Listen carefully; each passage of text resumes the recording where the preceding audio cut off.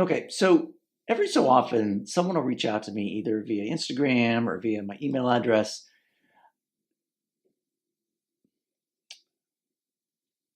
wanting help with their presets for the Quiet Cortex. And I've done this a few times over the past year or so, and it's always kind of in the back of my mind, maybe to start a series of videos. The name that kind of floats through my brain is, preset doctor. Just kind of taking presets, diagnosing them a little bit, maybe making some improvements, helping folks out. So last week, someone reached out to me who was relatively new to the Quiet Cortex, was using it, was pretty much happy with it, but wanted a little more kind of fullness from their tone and wondered if I could take a look at their preset. And so I asked if they'd be willing to do this kind of video, and they were okay with it. So what we're going to do today is we're going to look at their preset. We're going to make some changes based on kind of how they've described to me what they want. And then we'll make some changes and see where we go. Hey, before we jump into the preset, just a reminder, hit the like, maybe leave a comment. Those kinds of things really help small channels like mine. Consider subscribing. And you'll also find a Sweetwater affiliate link in the description in case you're looking to buy a Quiet Cortex or any of the other equipment that you see me using. And if you're interested in having me look at one of your presets, maybe be featured on one of these videos, feel free to reach out to me via Instagram or my email. You'll find both of those in my YouTube account details. So if we go ahead and look at the preset they sent. So this is the preset as it came to me directly through Cortex Cloud. And so there's a few things we need to address out of the gate. So if we look at the setup here, there's actually two flows, one for electric guitar, one for acoustic. The electric flow is line 1. You can see input 1 goes to row 3 and then out. That's going to out 1. And then input 2 to out 2 is for the acoustic. And we're going to start with the electric, but we'll get to the acoustic flow in a bit. So let's go ahead and first of all, just set these to multi-outs. Now I use multi-outs because I've got studio monitors here in the room, and I've also got the USB into Logic so that you guys in the video can hear the sound. So I need multi-outs to run both. The other thing that's missing here is they have an acoustic IR. It didn't come across with a preset, so I asked them to send it to me via email, and here it is. And so now we have that. All right, so now we've got the preset as they have it. And their gig view setup is to be scenes on the bottom row and stomp on the top row.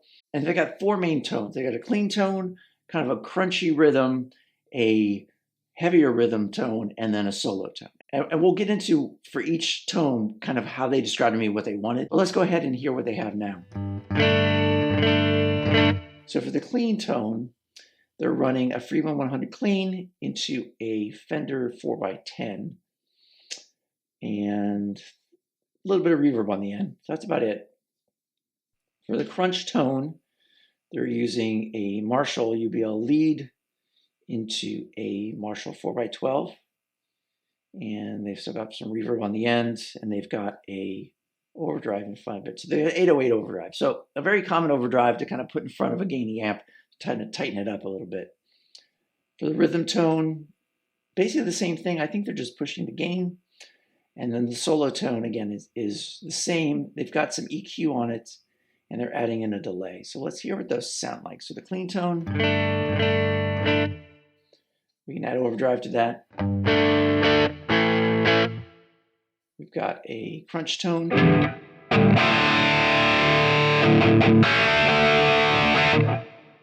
We've got a rhythm tone.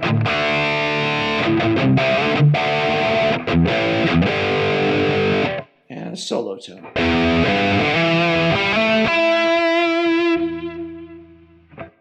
Delays quite a bit, 40% mix.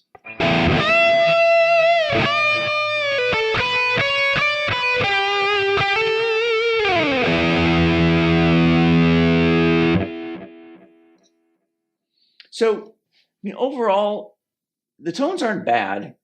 They're maybe a little more treble heavy than I would like. And let's talk about what they told me in terms of what they're shooting for. So for the clean tone, the kind of the point of reference they gave me was they wanted to sound like Creed, the Human Clay album. So to me, it's not a bad clean tone, but they want something. They want it to be very clean with, so not edge breakup. They want it to be kind of a pure clean. but it should be, I think, warmer and fuller than that. For the crunch tone, the description they gave was they were talking about kind of that 70s Van Halen Brown sound kind of thing, maybe a little more modern. So, I'm kind of in my head thinking kind of late 70s, early 80s, kind of heavy rock tone. For the rhythm tone, they talked about coming one of a heavier, more kind of Metallica kind of tone. And then for the solo, it was, the point of reference was kind of a Neil Schon Journey kind of lead tone,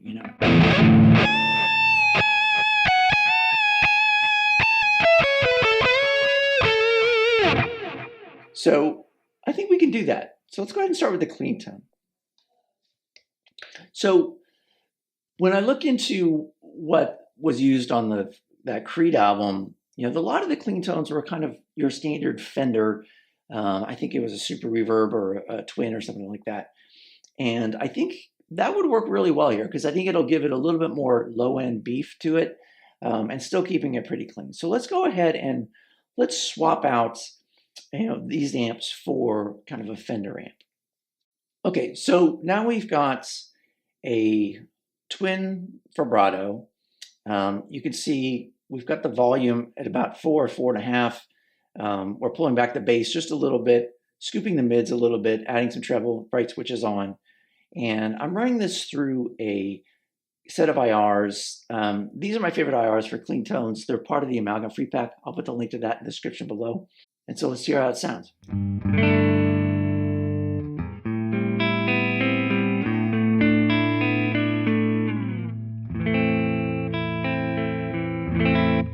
So I think a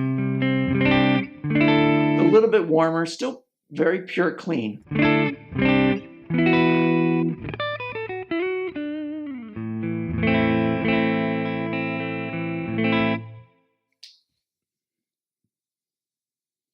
I think maybe we could push the volume a little bit. And as always, my high pass and low pass filters on the IRs, 70 to 6,000. That's my typical. And then we've got our reverb.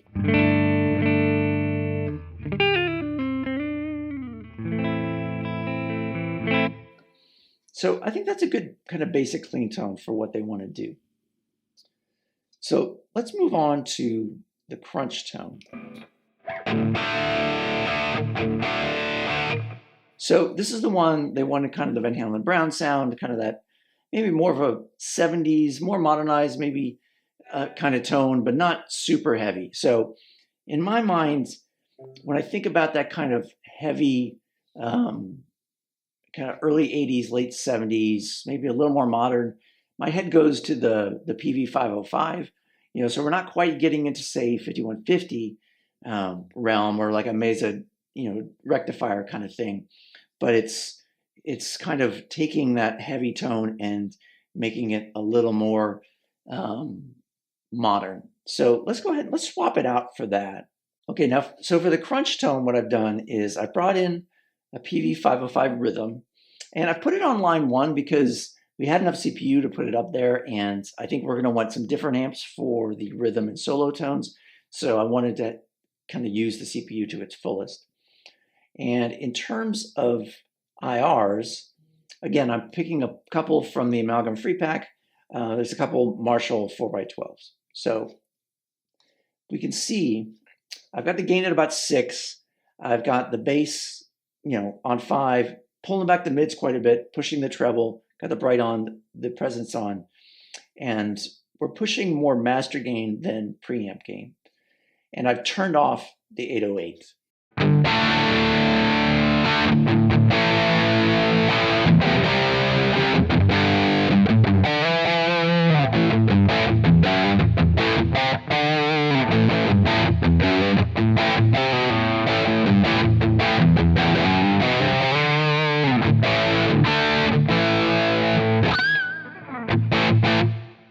So I think that'll work really well. It's, it's a nice heavy rhythm.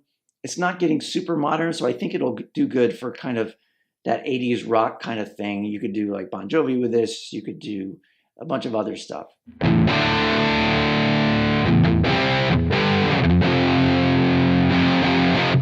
I think that'll work. And so for the rhythm tone, again, this is something where they wanted something much heavier, kind of a Metallica kind of thing. So for the heavy tones, I like the 5150. So I'm going to go ahead and bring that in. So I'm going to go ahead and bring that in. And we hear how that sounds. We're using the same IR. And for this one, we do have the tube screamer on because we want to tighten up that low end.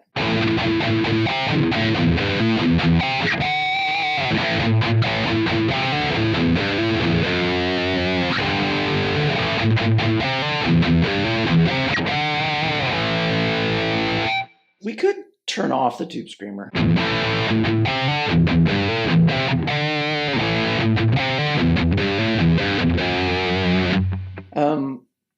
You could go either way. My preference would be not have the tube screamer on. I might use something different, but he had a tube screamer, so I'm just going to leave it.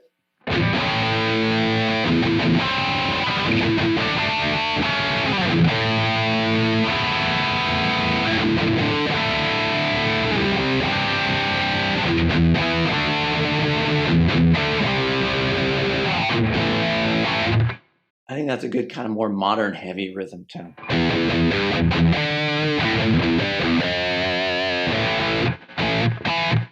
So let's talk about the solo tone. So I did a preset for kind of Neil Sean tones, and for the lead tones, I ended up using the Freeman 100 lead. Neil Sean these days uses the higher gain Marshalls, I believe, green, orange, red, those kind of amps, and those aren't on the quad Cortex, but I think the Freeman's a pretty close approximation of that. It's kind of a higher gain, but based on a Marshall. So let's go ahead and bring in the Freeman lead to kind of be our lead tone. So here we've got the lead. I'm going to turn the tube screamer off, and I'm going to bring down the mix just a little bit. The delay is just a little too much for me. Let's hear how that sounds.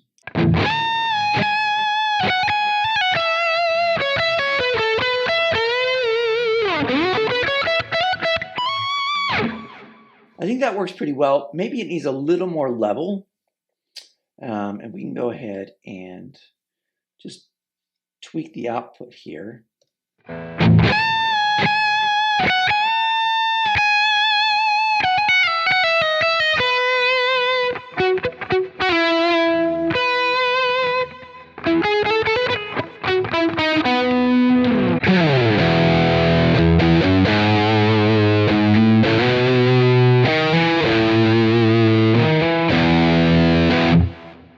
I think that'll work pretty well.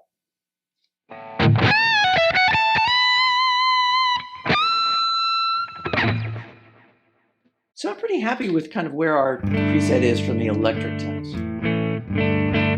Nice clean tone, got a nice kind of straight ahead classic rock kind of tone. You've got kind of a heavier rhythm tone.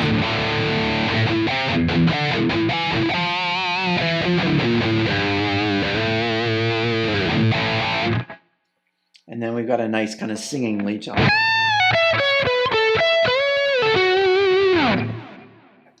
So let's go ahead and check out the acoustic flow on line 2. Okay, so I've got my Taylor 214 CE, and we're in open C tuning, I think. Yep, we are. And let's go ahead and see what he's got here. So we've got the input here. He's got a little bit of noise reduction. He's got a utility gain. We've got some compression going on, some EQing. He's got an acoustic IR. He's got delay, which I don't think is getting used, but we'll leave it there. And then some ambience on the end. And then he's pushing the volume on the back end. So he's pushing the volume at the utility gain, at the IR, and at the output. So one thing I'll say, if you're using the quad Cortex and you've got a dedicated input for your acoustic, then I would typically pump up the volume on the input gain and the global input gain rather than do it in the preset. Because I think you'll get, one, it'll simplify your preset and you can have less blocks and less CPU usage. And two, I think you'll get a better kind of analog to digital audio conversion going on, pushing the level, less noise, that kind of thing. So let's go ahead and we're going to go up to my global settings. I'm going to go to input 2, and I'm going to put this up until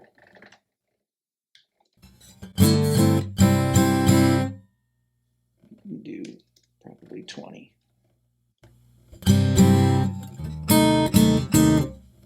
Now we can take this out. We can put this back to 0. Put this back to 0 because now our input gain is higher.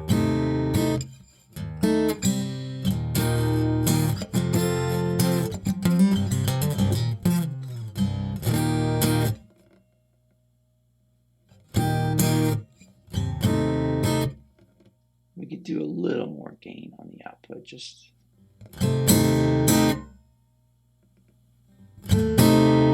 that's pretty good.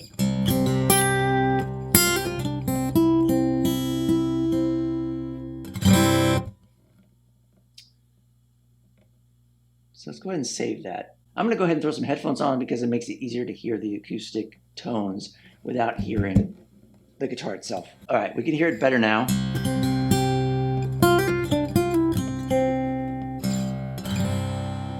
So it's a little, the top end's a little too much for my taste.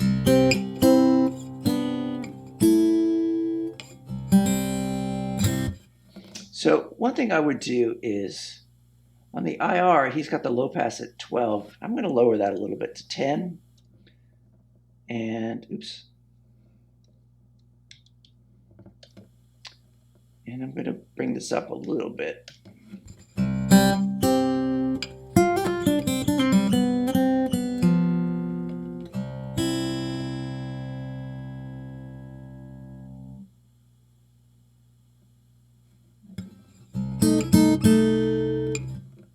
The other thing, I would lower the compression just a little bit. Now, this depends on what kind of acoustic playing you want to do. If you're doing a lot of just fast strumming, I could see where having it up like that might do. But if I'm doing a lot of finger picking,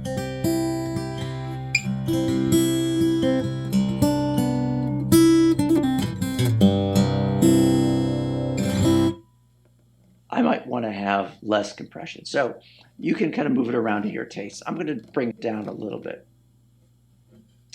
And overall, I think then that sounds pretty good.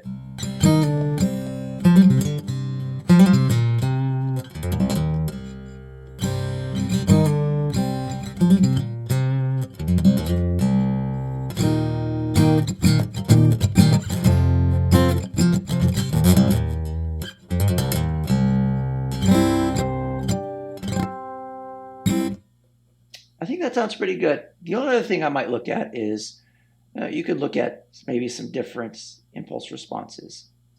I got a few here we could check out. One that I like is this kind of dreadnought. Maybe bring this down a little bit. Oops.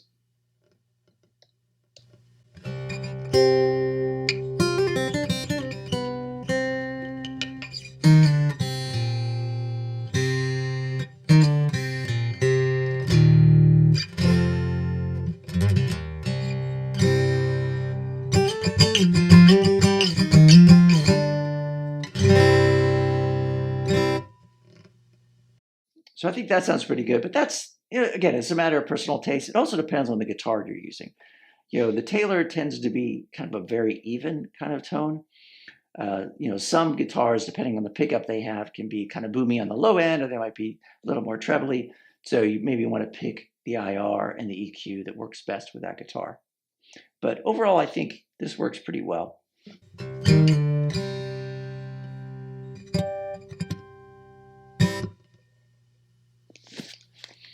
So I think we've got this preset in kind of a good state. I'm going to go ahead and share it back with the person that asked me to look at it, and hopefully they like it, and hopefully you learn something new. I know I always learn something new whenever I kind of work on other folks' presets, because everyone will do little things differently, and it's worthwhile to kind of check out what they're doing just to see if there's something you can pick up for your own presets. So as always, thanks for watching.